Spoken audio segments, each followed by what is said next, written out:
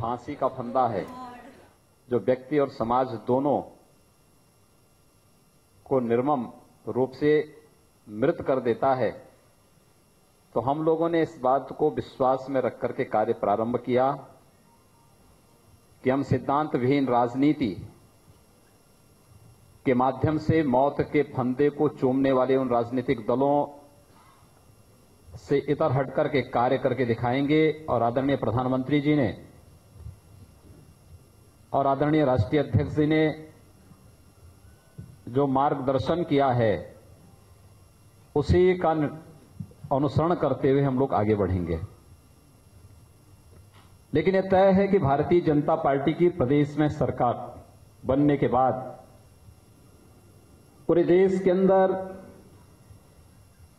एक हलचल प्रारंभ हुई है, और वह हलचल है कि अब जातिवादी, परिवारवादी और तुष्टीकरण की राजनीति हमेशा के लिए समाप्त होगी और देश के अंदर विकास और राष्ट्रभक्ति की राजनीति ही हो पाएगी, वही टिक पाएगी। आज वे सब लोग इस बात को स्वीकार कर रहे हैं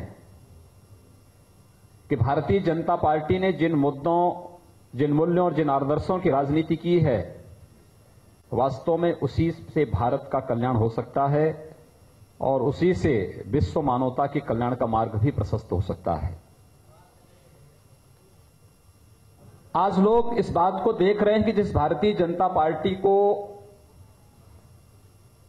सांप्रदायिकता के पर्याय के रूप में रख करके अछूत बना दिया गया था, आज उस भारतीय जनता पार्टी का ही नेतृत्व देश और दुनिया के अंदर अपनी अद्भुत क्षमता, अपनी कर्मठता, अपनी सक्रियता और अपनी लोकप्रियता के बल पर वैश्विक नेतृत्व देने की क्षमता रखता है। और वह आदरणीय प्रधानमंत्री जी के नेतृत्व में हम सब देख रहे हैं। सज्जनों, हम सब के लिए प्रदेश में इस अराजकता से निपटने के लिए कहीं किसी प्रकार की कोई चुनौती नहीं, क्योंकि हम सबके सामने एक आदर्श पहले से है। आदरणीय मोदी जी ने देश के अंदर शासन सत्ता का संचालन कैसे होना चाहिए, ये हम सबके सामने रखा है। स्वाभाविक रूप से हम सबके सामने जब आदर्श है, हमें तो केवल उसका अनुगामी बनकर के इस व्यवस्था को उसके साथ संबद्ध कर देना है। और इस देश से पिछले लगभग 1.25 महीने के अंदर जो कार्य हम लोगों ने प्रदेश के अंदर प्रारंभ किए हैं, इस सरकार ने, जो भारतीय जनता पार्टी के कोटि कोटि कार्यकर्ताओं के परिश्रम से प्रदेश में एक अभूतपूर्व सफलता के बाद सरकार बनी है, इस सरकार ने उन जन अपेक्षाओं पर, आप सबकी आकांक्षाओं पर खरा उतरने का प्रयास किया है। और इसीलिए आज जब भारतीय जनता पार्टी सरकार बनने के बाद प्रदेश कार्यकारिणी की प्रथम बैठक हो रही है, तो मैं इस अवसर पर आप सबका अभिनंदन कर रहा हूं। और मुझे बताते हुए प्रसन्नता है कि इस दौरान हम लोगों ने कुछ निर्णय किए। यद्यपि आप लोग सार्वजनिक जीवन में हैं, समाचार पत्रों को पढ़ते होंगे, टेलीविजन चैनल को देखते होंगे, आपको उन सभी घटनाओं की जानकारी होगी, लेकिन एक साथ उन सभी को अगर हम लोग समेट करके यहां पर आपके सामने रखें, यद्यपि हमने इस बात का भी प्रयास किया है कि सरकार के इन सभी कार्यों को एक प्रेजेंटेशन के माध्यम से प्रदेश कार्यकारिणी के सामने रखें, क्योंकि हमारा दायित्व भी है। इसलिए भी क्योंकि आप लोगों ने चुन करके भेजा है, आपको ये जानने का अधिकार है कि हमारे द्वारा चुनी गई सरकार क्या कर रही है। और इसीलिए आपके सामने हम लोग प्रयास करेंगे कि कल हम लोग पूरी सरकार की पूरी गतिविधियों को बहुत 15 मिनट में, लेकिन संक्षेप में हम लोग रखें। कल प्रेजेंटेशन के माध्यम से वो आए, आज मैं स्वयं आपके सामने कुछ संक्षेप में उसको रखना चाहूंगा। शपथ लेते ही मैंने अधिकारियों के साथ एक बैठक की थी। मेरे दोनों सहयोगी केशव जी, माननीय दिनेश जी मेरे साथ में थे, तो अधिकारियों के साथ हम बातचीत कर रहे थे। हम लोगों ने केवल 2 मुद्दों पे चर्चा की। हम लोगों ने कहा कि भाई देखो, हम लोग ये चाहते हैं कि प्रदेश में हमारी बेटियां, हमारी बहनें, हमारी माताएं सुरक्षित रहें। इसके लिए प्रदेश शासन के पास क्या कोई इस प्रकार का कोई उन्होंने तंत्र विकसित किया है कि जो इसके लिए कुछ योजनाएं तय हो सकें? लगभग हाथ खड़े कर दिए उन लोगों ने, कहा कि नहीं साहब ऐसा कुछ नहीं है और व्यापक ट्रांसफर पोस्टिंग करने पड़ेंगे। हम लोगों ने कहा नहीं, बिना ट्रांसफर पोस्टिंग के संभव है। और हम लोगों ने इसी समय हमने कहा 24 घंटे के अंदर हम चाहते हैं कि प्रदेश के अंदर एंटी रोमो स्क्वाड गठित हो जाए और वह कार्य करना प्रारंभ कर दे। और सज्जनों, आपने देखा होगा 24 घंटे के अंदर सारे कार्यक्रम प्रारंभ हुए। हम लोगों ने चुनाव के दौरान अपने लोक कल्याण संकल्प पत्र में इस बात का उल्लेख किया था और चुनाव के दौरान प्रदेश के अंदर विभिन्न क्षेत्रों में जाने का अवसर मिला था। तो मुझे अक्सर इस बात के लिए, अगर कहीं किसी कार्यकर्ता के घर में हमें जाने का अवसर मिलता था, कहीं हम लोग जाते थे, तो एक शिकायत मिलती थी परिवार की महिलाओं के द्वारा, बेटियों के द्वारा एक बात की शिकायत की जाती थी कि हम लोग स्कूल जाते हैं, सौदे और मनचले हम लोगों को छेड़ते हैं, परेशान करते हैं। माताएं इस बात के लिए चिंतित होती थीं कि कैसे बालिकाएं सुरक्षित हो पाएंगे। और सज्जनों, हम लोगों ने इस बात को पहले ही दिन इस बात को लागू किया कि एंटी रोमो स्क्वाड पूरे प्रदेश के अंदर कार्य प्रारंभ करे। बहुत सारे लोगों ने विरोध किया, होता है, कोई भी अच्छे कार्य का विरोध होगा, उसके दोनों पक्ष होंगे, लेकिन व्यापक पैमाने पर हम लोगों को माताओं और बहनों की ओर से समर्थन मिला। उनके एसएमएस आए, उनके मेल आए, उनके पत्र आए, उनके टेलीफोन आए, समाचार पत्रों में उन्होंने खुल करके इसके पक्ष में कहा कि अब हम भी सुरक्षित रह सकते हैं, उत्तर प्रदेश अब अराजक प्रदेश नहीं रह पाएगा। और सज्जनों, वह एक व्यापक स्तर पर चलाया गया एक अभियान है जो आज भी पूरी तरह प्रभावी है। मैं आश्चर्य करता हूं कि उत्तर प्रदेश के अंदर एनजीटी ने 2014 में प्रदेश के अंदर अवैध बूचड़खानों को बंद करने का आदेश दिया था, उसकी समीक्षा करने के लिए कहा।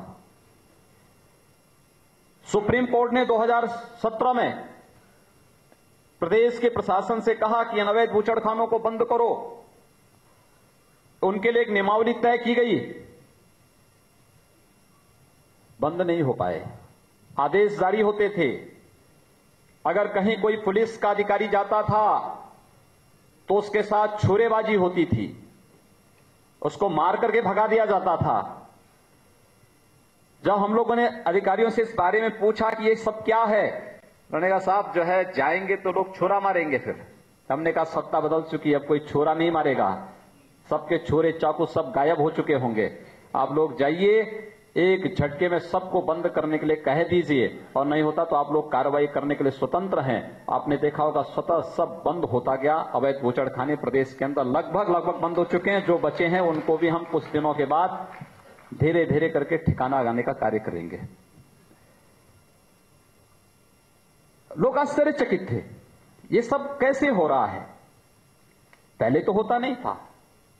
वही प्रशासन है, केवल शासन बदला है, शासन के चेहरे बदले हैं, सब कुछ वही है, वही प्रदेश है। जहां पर छुरेबाजी होती थी, चाकूबाजी होती थी, प्रशासन के लोग मार खाते थे, आज वो प्रशासन सुरक्षित है।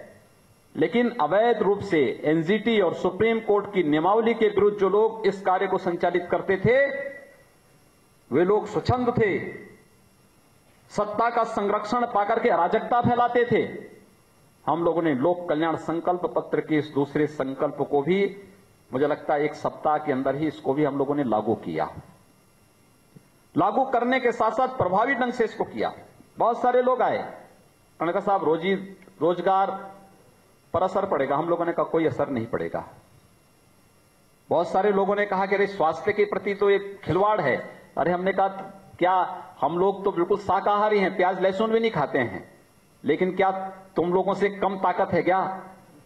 हमारा तो पूरा मंत्रिमंडल ज्यादातर शाकाहारी है और मंत्रिमंडल के सदस्य प्रातः 7 बजे से लेकर के अपने कार्यों को निपटाते होंगे, 9 बजे से कार्यालय में और इधर उधर दौरे के बाद सायंकाल 6 बजे से बैठते रात्रि 1 बजे तक उनको अपने सरकारी कार्य कामकाज को निपटाना पड़ता है या सरकारी कामकाज को देखना पड़ रहा है, तो जो व्यक्ति सुबह 7 बजे से लेकर रात्रि 1 बजे तक कार्य कर रहा है, क्या आप उसको कमजोर कह रहे हैं?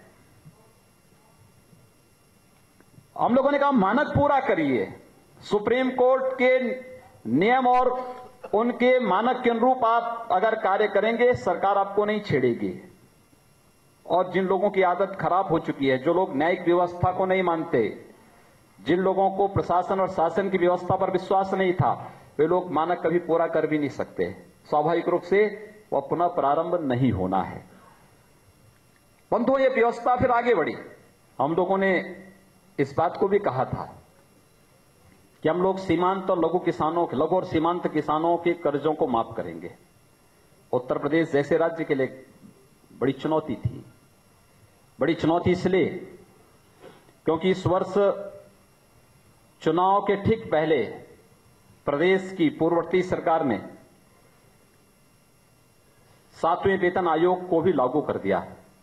उत्तर प्रदेश जैसे राज्य के लिए 30,000 करोड़ रुपए का अतिरिक्त भार हम लोगों के ऊपर आया है 7वें वेतन आयोग को लागू करने के बाद।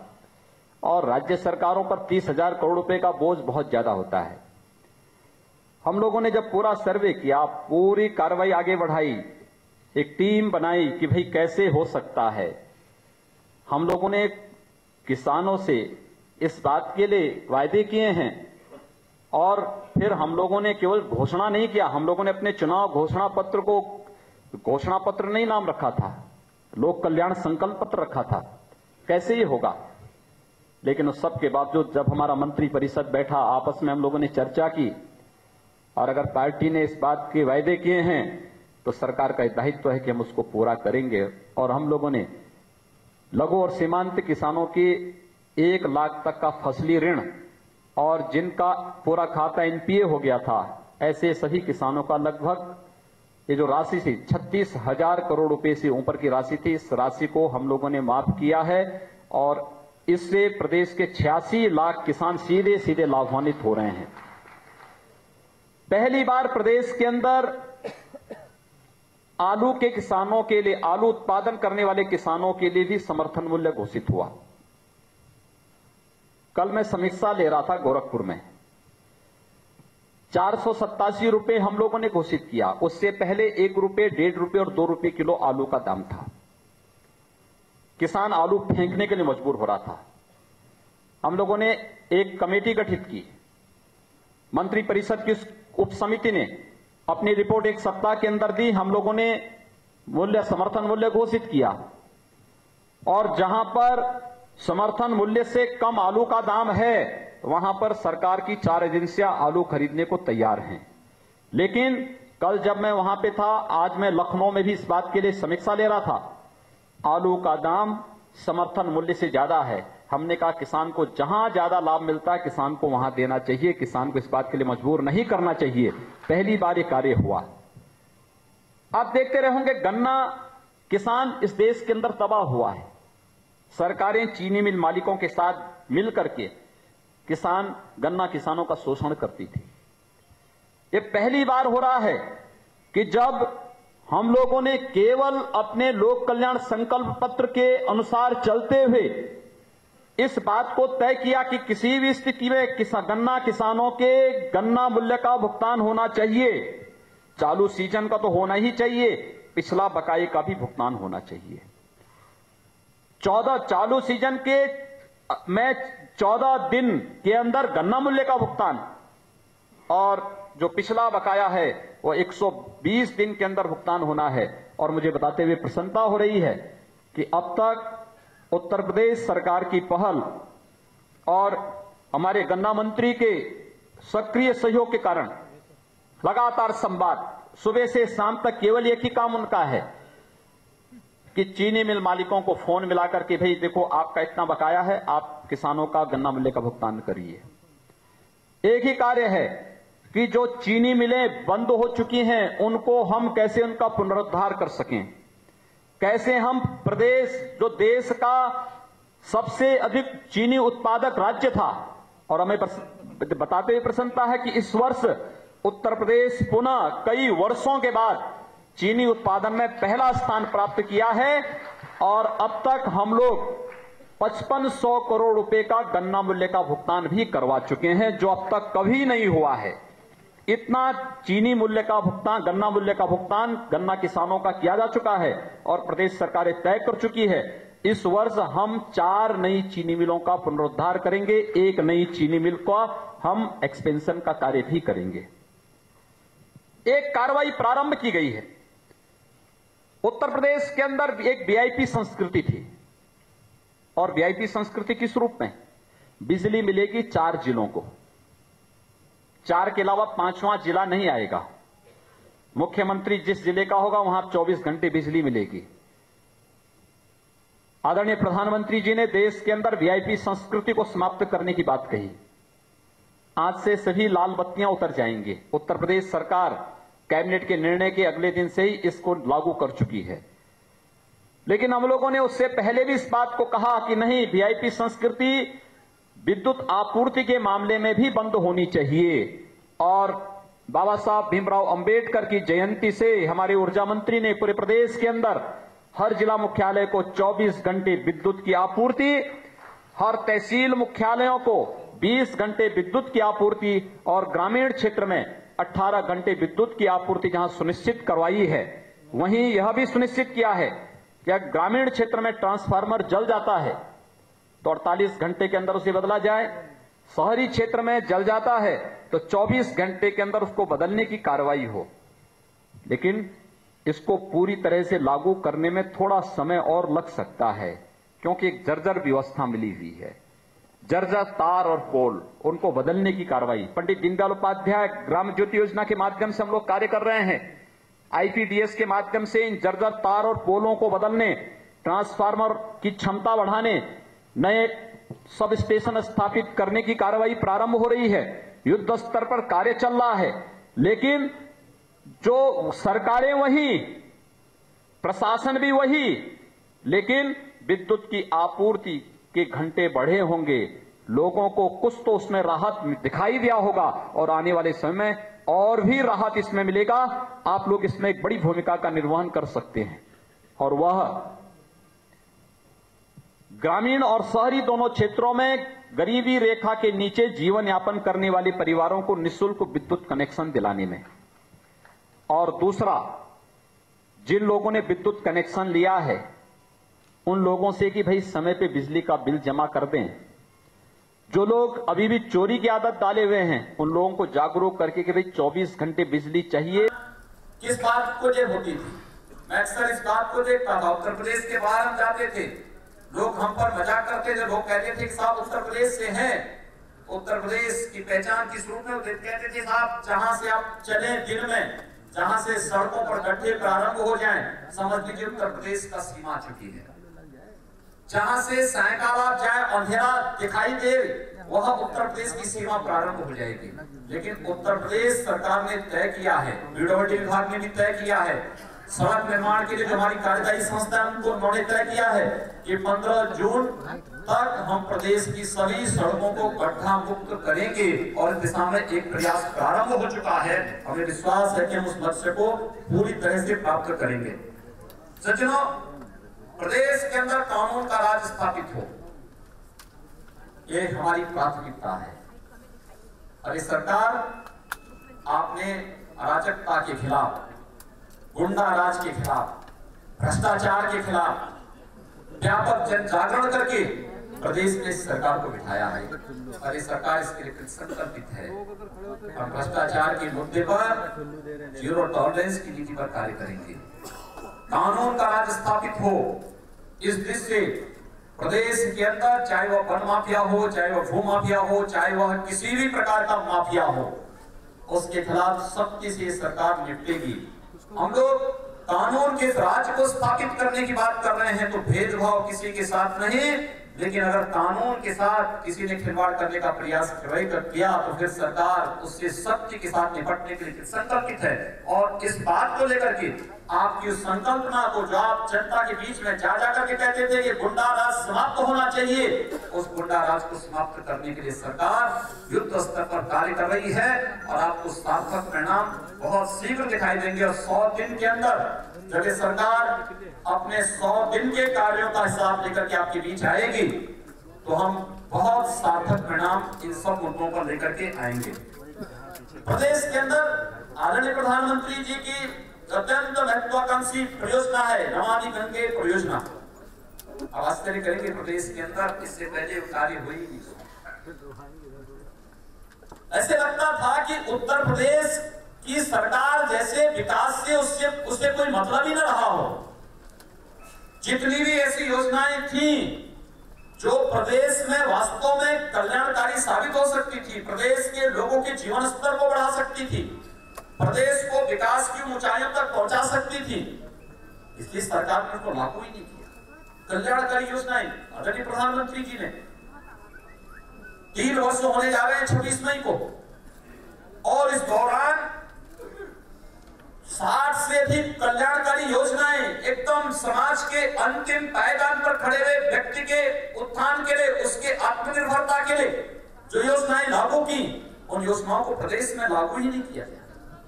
और नमामि गंगे परियोजना एक केवल गंगोत्री से लेकर गंगा सागर तक गंगा की धारा को लेकर के ही नहीं, देश की नदी संस्कृति को बचाने की बहुत महत्वपूर्ण योजना है।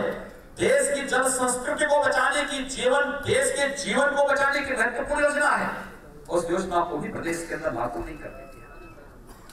उत्तर प्रदेश के अंदर मां गंगा 1000 किलोमीटर की दूरी तय करती है, लेकिन उत्तर प्रदेश के अंदर इस पर कोई कार्य नहीं हुआ। हम लोगों ने तय किया है, कल हमारी यहाँ पर कार्यकारिणी में उपस्थिति रहनी है, इसलिए कल हम लोग इस योजना में नहीं जा रहे हैं, लेकिन भारत सरकार ने कल एक योजना तय की है और हम लोगों ने उस योजना के साथ अपने आप को संबद्ध करके उसके साथ जोड़ा है कि इस 1000 किलोमीटर के क्षेत्र में 15 जिले उत्तर प्रदेश के पड़ेंगे, 985 गांव पड़ेंगे।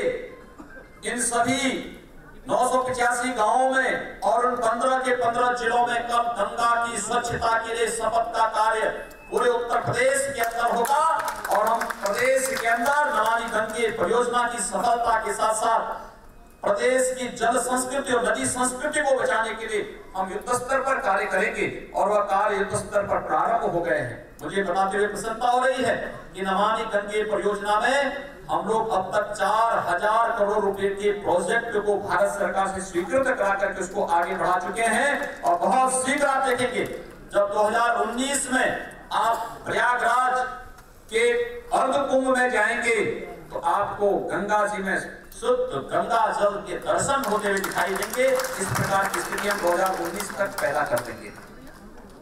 उत्तर प्रदेश के अंदर त्योहारों में विद्युत की आपूर्ति नहीं होती थी। नवरात्र में आपने देखा होगा, नवरात्र से ठीक पहले सरकार का गठन हुआ और वासंतिक नवरात्र के दौरान विद्युत की आपूर्ति देवी मंदिरों में हो। मैंने ऊर्जा मंत्री से इस बात के लिए कहा, मैंने कहा कैसे होगा, उन्होंने कहा सुनिश्चित कर रहे हैं और लग करके पहली बार हुआ। अयोध्या में रामनवमी के पर्व पर कोई तैयारियां नहीं होती थी, न सफाई होती थी, न सड़कें बनती थी, न बिजली की आपूर्ति होती थी, न सुरक्षा की व्यवस्था होती थी, कुछ भी नहीं। पहली बार हुआ 24 घंटे विद्युत की आपूर्ति, साफ सफाई की व्यवस्था, बैरिकेडिंग की व्यवस्था, श्रद्धालुओं के लिए पेयजल की व्यवस्था प्रशासन के स्तर पर प्रारंभ हुई और इसको हम लोग अनवरत आगे भी बढ़ाने के लिए संकल्पित हैं। चाहे वह उन इस नवरात्र के पर्व के दौरान, चाहे वह विंध्यवासिनी देवी के मंदिर में रहा हो, चाहे मां पाटेश्वरी के मंदिर में रहा हो, चाहे मां शाकंभरी देवी के मंदिर में रहा हो, या प्रदेश के अंदर जहां जहां भी शक्तिपीठें हैं, देवी मंदिर हैं, उन सब में भी ये कार्य प्रारंभ किया गया कि हम लोग इसको आगे बढ़ाएं। हम भेदभाव नहीं करेंगे, लेकिन अगर पर्व और त्योहार है तो उन भावनाओं का पूरा सम्मान देंगे और सम्मान को देते हुए इस कार्य को पूरी मजबूती के साथ लगाने का प्रयास किया गया।